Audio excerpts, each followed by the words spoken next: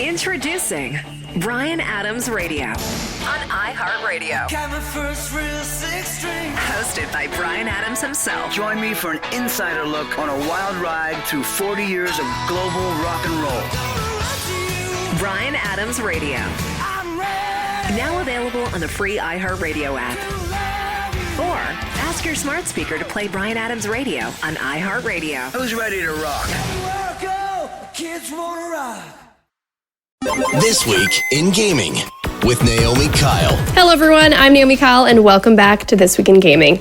This week we're catching up on the lawsuit between Nintendo and Palworld, Microsoft's quarterly earnings, and the role of generative AI in video game development. We've got all of this week's gaming news, so let's get started. The layoffs that have plagued the video game industry could be linked to, you guessed it, AI. Generative AI, more specifically, has been quickly adopted by Microsoft and EA in favor of streamlining the development process. But is that really the case? A recent study from Upwork suggests that AI tools are actually causing more problems than they are solving. In total, 77% of those employees studied have reported that AI is increasing their workload and making their job more difficult. In a similar but separate instance, Business Insider has received claims for anonymous employees that Reef GPT, an AI chatbot used at EA, has on several occasions written bad code or has straight up hallucinated, causing confusion among members of EA's staff. Despite this, EA continues to push AI and has spent the past year urging its nearly 15,000 employees to use AI for just about everything. A recent development has been made in the legal battle between Nintendo and Palworld developer Pocket Pair. A patent submitted by Nintendo to the Japan Patent Office seeks to establish ownership over the monster capture mechanic in games. Unsurprisingly, the patent has been rejected by the Patent Office, citing that the patent lacks originality. This is great news for Palworld's defense, since part of Nintendo's suit against Palworld focuses on the narrative that Palworld is stealing the idea of capturing monsters from Pokemon. In Palworld's defense, Pokemon's monster catching mechanic has spawned an entire genre of games centered around the idea of capturing and battling monsters like Shin Megami Tensei, Monster Hunter, and Ark, all of which predate Palworld. Now the ball is in Nintendo's court, where they have until December 21st to submit amendments to their patent. It's been a rough summer for Xbox. Microsoft's latest earnings report shows Xbox hardware revenue dropped a hefty 30% year over year for this past quarter, and that's before the recent price hikes kicked in. Not to mention, Xbox was hit hard by Microsoft's recent layoffs, which led to the game cancellations like the Perfect Dark reboot and Rare's long-in-the-works Everwild. Despite all that, Microsoft still had some positive news to report. They've seen some surprising gains from subscriptions and third-party game sales. The company's total revenue also climbed by 17% to $77.7 billion. And CEO Satya Nadella had this to say about their very public AI expansion, saying, "We're building a planet-scale cloud and AI factory. We'll increase our AI capacity by 80% this year and nearly double our data center footprint over the next 2. So in short, while Xbox may be struggling, Microsoft's bigger picture is looking up and very AI-driven. We'll have more to discuss on this with our guest this week, so stay tuned. The PlayStation Portal has served as a solid solution for playing PlayStation games on the go, but since it relies on a home PS5 console and a strong Wi-Fi connection, it isn't the complete package some gamers were hoping for. Fortunately for them, it seems like Sony has plans to update the Portal in the near future. A sharp-eyed Redditor posted a screenshot of a listing on the PlayStation Store with a note that reads, "Buy this game and then stream and play instantly on PS Portal or PS5, only with PS Plus Premium."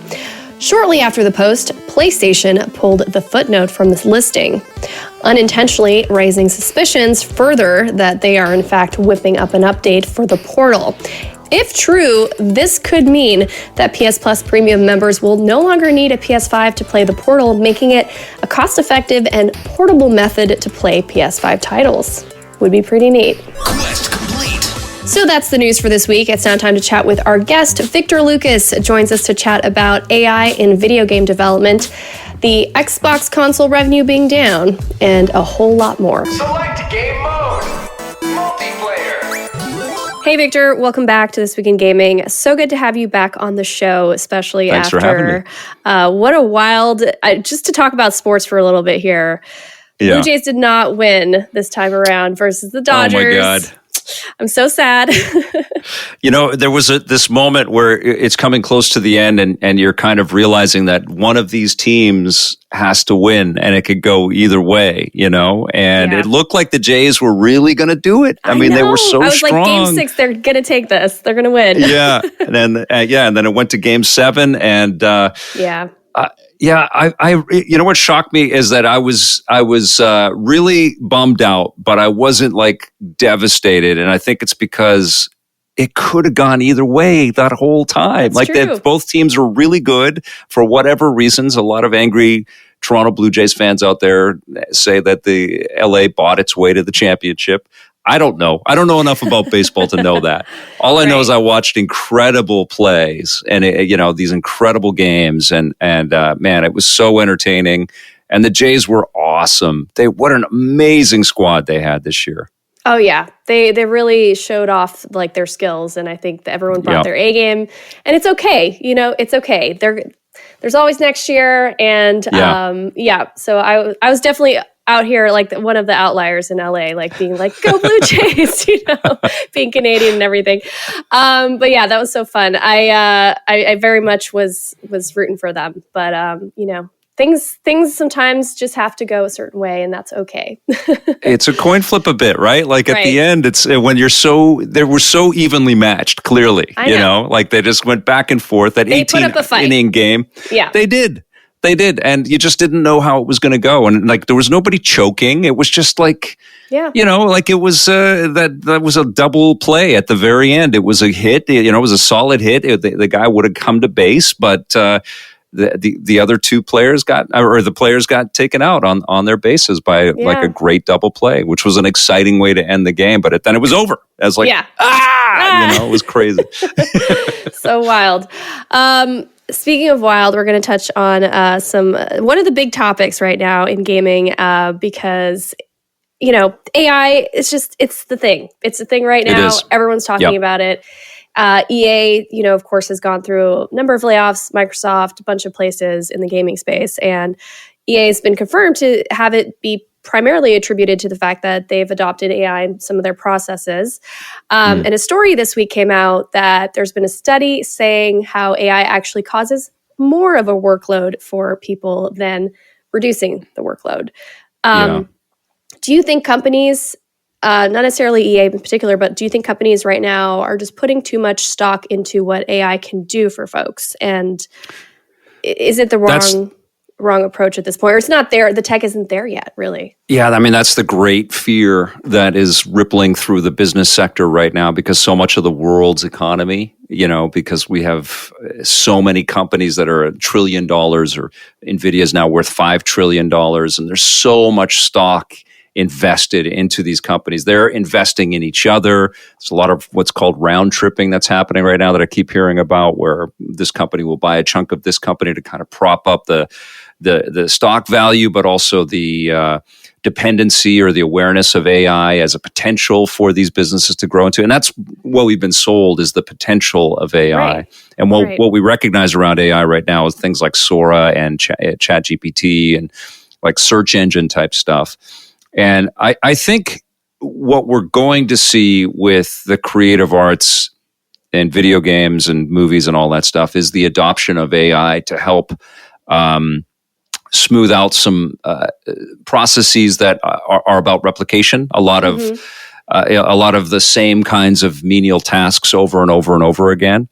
But I think it's going to be a long time before AI can be trusted to not be stealing other creative work and employing that into new work. I think that copyright is going to get really, really strange as AI becomes increasingly more adopted in the creative space. Because what people can create as an asset right now is they can say that we built all of this stuff, but the minute that they're using AI to scrape ideas and concept art and things. I mean, we saw what happened with Marathon, and some of the art that was taken from somebody else. Well, amplify that by 1,000,000-fold if you're going to start using AI to scrape the internet.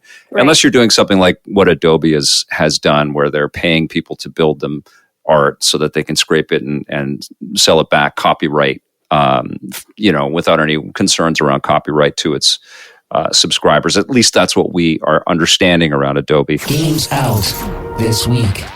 Starting on November 4th, Europa Universalis 5 strategizes exclusively on PC. Football Manager 26 scores on PS5, PC, mobile, Xbox Series X and S, and is available day one on Game Pass Ultimate. And Master Lemon, The Quest for Iceland, is speaking my language on PS5, PC, Switch, and Xbox Series X and S. On November 5th, Playgun decontaminates the PC. The Fable manga Build Roguelike and Dinkum take a trip down under on PC and Nintendo Switch. And Biped 2 waddles onto all platforms. Then on November 6th, Siberia Remastered and Unbeatable groove their way onto the PS5, PC, and Xbox Series X and S, and Hyrule Warriors Age of Imprisonment Undo the Past exclusively on Nintendo Switch 2.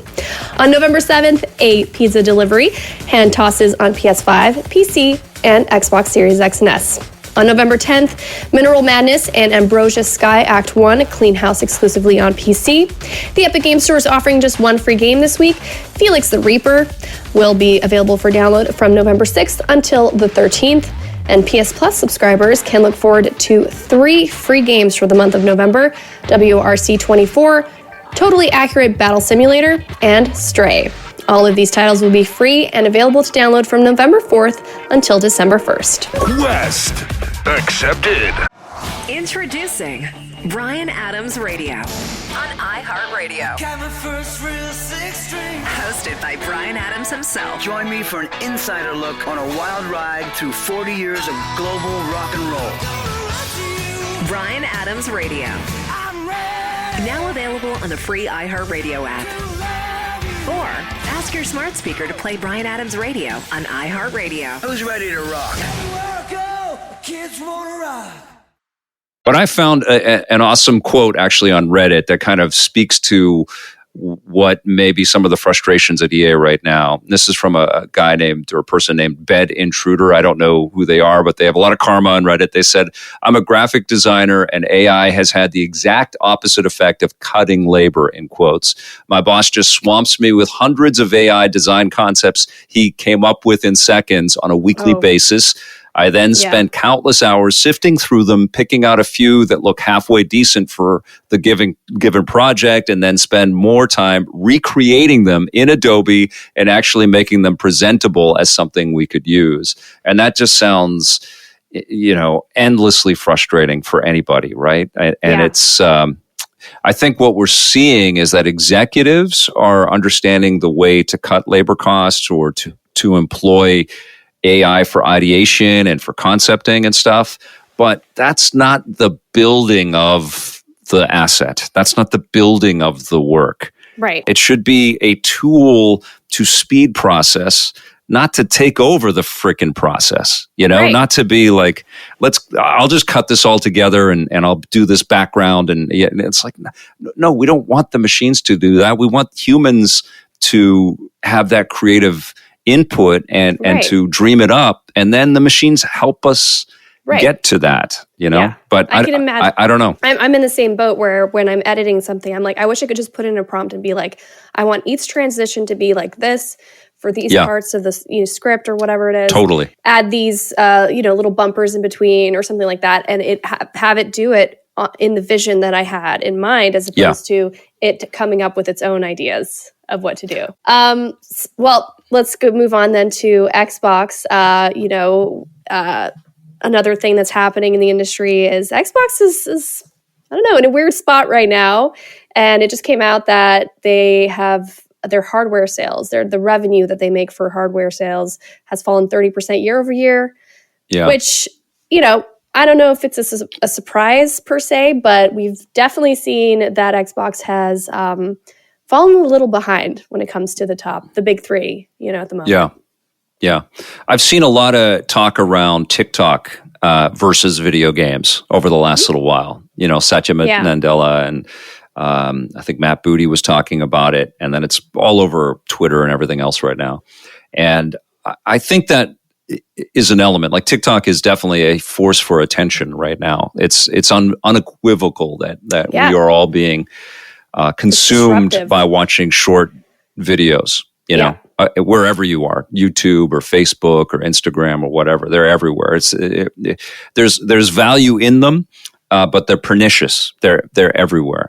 And I really feel like the video game industry's got to reconcile time. Time is this big boss battle that it has right now. And I'm still seeing a lot of games that take a long time to get going. They're too long. Yeah. I've been very vocal about my concerns about forever games, and live service. Yeah. It seems to have made some companies very wealthy and very successful, and then it's devastated others. And I think it's created great wealth and great harm in the games business. But that's kind of a truth around games since their inception. It has always been this ever-evolving medium, and it's not figured out. And so when I read about Xbox, I recognize that the cost to manufacture these machines has gone up.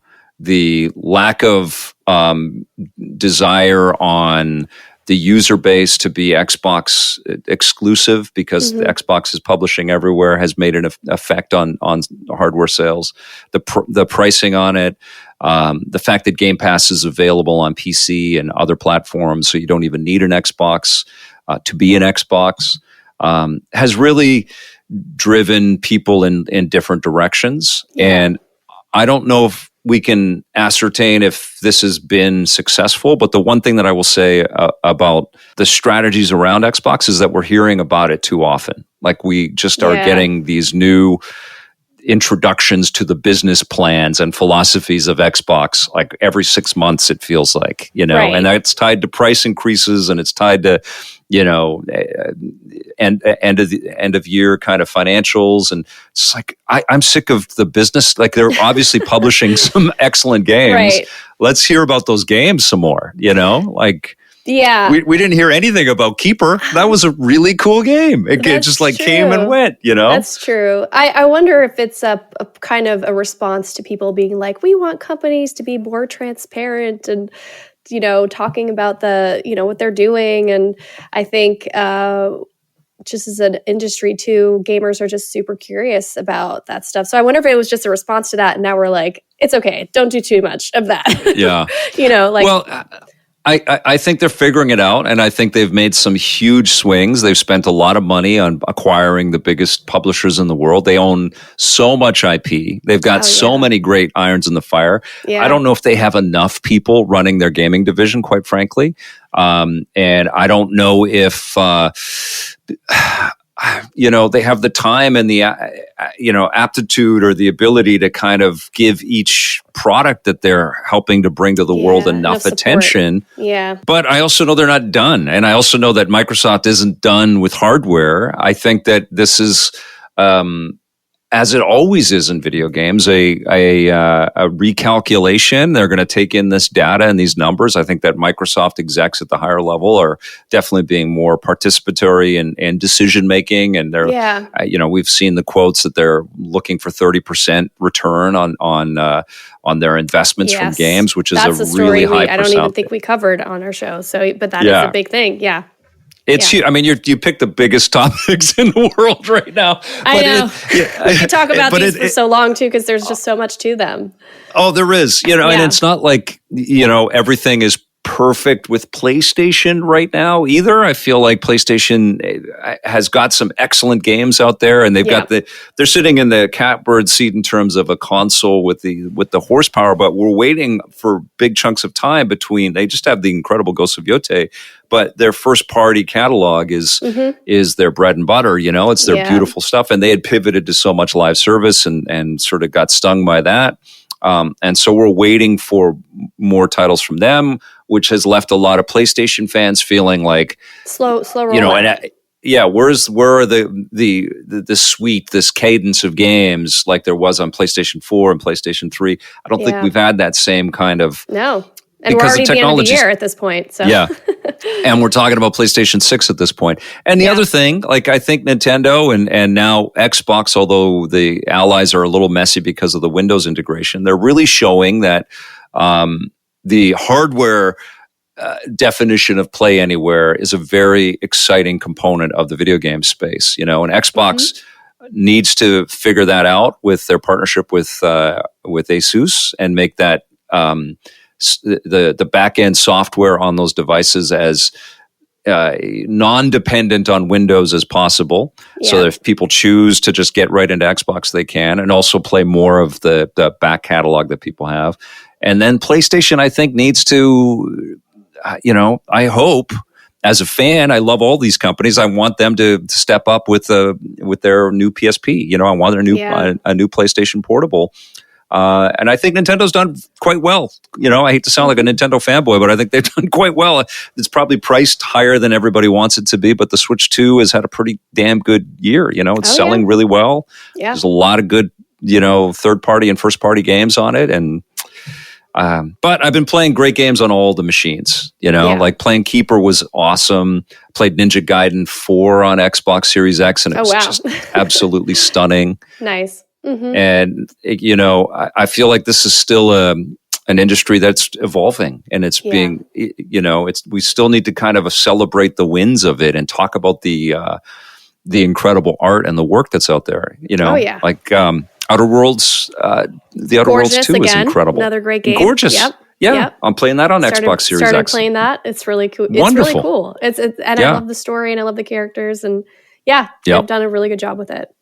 Yeah, and I'm playing Dragon Quest 1 and 2 HD 2D right now, which is stunning, like this kind of retro remix in a beautiful way. Like, this has been an incredible year for games. I don't think it's been the Grand Theft Auto 6 year for games. I think we're about to have that, oh my God, I can't believe this year next year.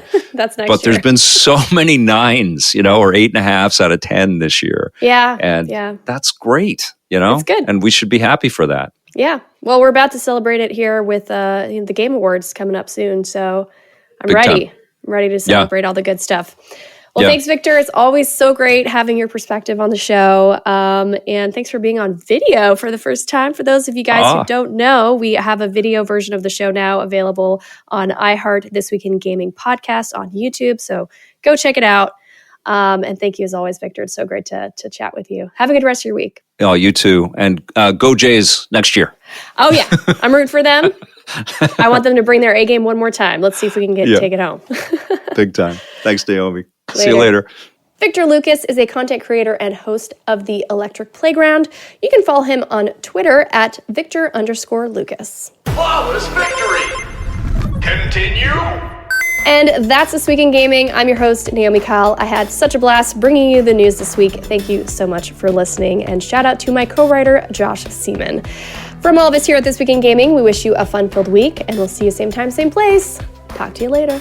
This Week in Gaming is an iHeartRadio Canada podcast. Subscribe to this podcast on iHeartRadio or wherever you get your podcasts. Download the iHeartRadio app for more podcasts just like these. The biggest songs in the world. You've heard them countless times. Now, learn the details of how they came to be. Join Ruby Carr for Encore, the stories behind the songs you love. New interviews and newly unearthed archive footage make for a fascinating weekly deep dive. Stream Encore, the stories behind the songs you love on iHeartRadio or wherever you get your podcasts.